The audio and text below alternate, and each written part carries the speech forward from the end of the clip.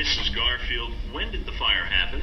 I think it happened on Friday. The fire happened the following Saturday, almost a week later? On a Friday. Right. You indicated that the disturbing the peace occurred on Saturday? Was on Saturday, right. And then the fire was on Friday, which would have been the Friday after the disturbing the peace business? Correct. Okay, roughly a week later. Correct. Now, how long before the fire was it that you were told by this judge or whoever it was that you were going to have to vacate the premise? I think that was a Tuesday. Is that when you went to see Jean Duncan and you were informed you would have to vacate? Or had you been informed previously? No, I had been to her previously, and I went and visited her again later that week. When you were informed on Tuesday that you were going to have to vacate the premises, how much time were you given? I was given approximately 2 hours. Did you, in fact, vacate the premises that Tuesday when you were notified that you had to move out within 2 hours? Yes, I had 2 to 3 hours, approximately like that. I believe it was about 4 o'clock. During the day or at night that you were told? It was during the day. Okay. And I had to go to work for maybe around 1, so actually 2 hours. Did you regain possession of the residence after the judge ordered you to move out? Correct. When did you regain custody or possession of the residence? I believe it was Thursday that week. Thursday. Did Arlene move back into the house on that Tuesday after the judge told you to move out? I don't think so.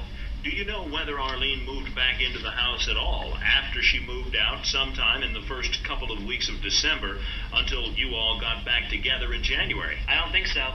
Did you return to the house any time between that Tuesday when you were told to move out by the judge and the time of the fire? No.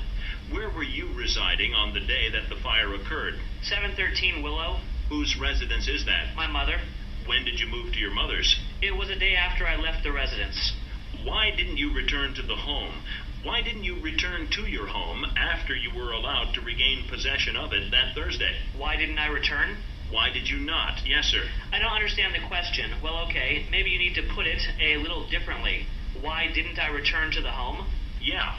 My understanding was that on Tuesday of the week before the fire, you were told that you had to vacate the premises given about 2 hours' notice. You told me that by Thursday of that week, you had custody or possession of the home. It had been returned to you. Okay. And that was by the court order, I would assume? Correct, but I didn't have those documents in my possession at that particular time. And my understanding was that you had not returned to live in the house where the fire happened between when you left on Tuesday and when the fire happened on Saturday. Am I mistaken, or have I missed something? No, the fire happened on Friday. Okay, so Friday? Yes, that's correct. Did you return to the house between when you were returned possession of it on Thursday and the fire on Friday? No, I did not return. You didn't go back to the house at all? No, the court order was signed, whatever you call it, on Thursday evening, something like that. I learned that I gained possession over the telephone.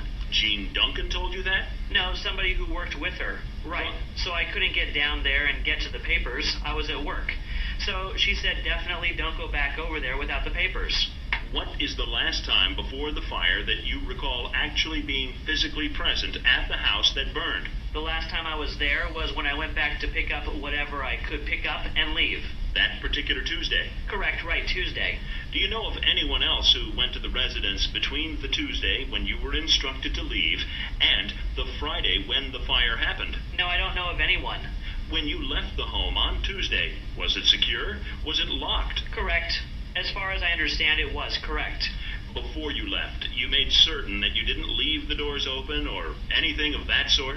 I didn't make certain because I was very upset about the situation, so I didn't go around and investigate each and every door, no.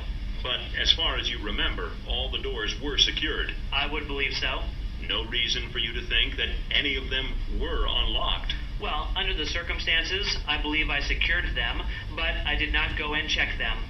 If, when the firemen arrived at your home, they found it was locked up completely and secured, that wouldn't come as a great surprise to you, would it? No.